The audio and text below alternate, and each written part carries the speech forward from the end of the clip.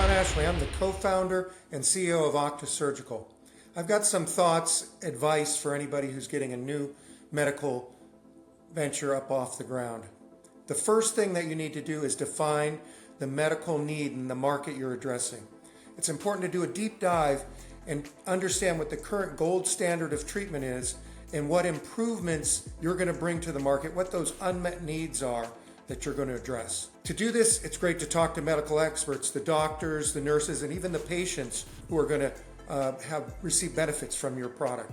Articulate early on how your product is going to be different and what it's going to do to address those unmet needs. After you have that established, you need to identify the risks that your company is going to face in order to achieve these goals and figure out early on how you can reduce them as much as possible. These include things like the technology readiness. Are there hurdles and unknowns that you need to overcome to get your product to work? In this particular market, it's also important to look at the regulatory pathways and what that's going to take to get to market. And what is the current reimbursement and payment landscape? Are there hurdles that you're going to need to overcome to get your product paid for?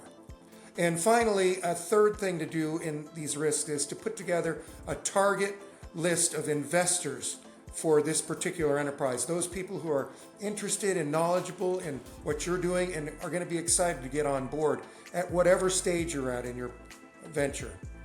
Finally, it's great to establish your go-to-market strategy early on. What are you going to need to start developing and collecting to support your product in the market? Is it compelling clinical data?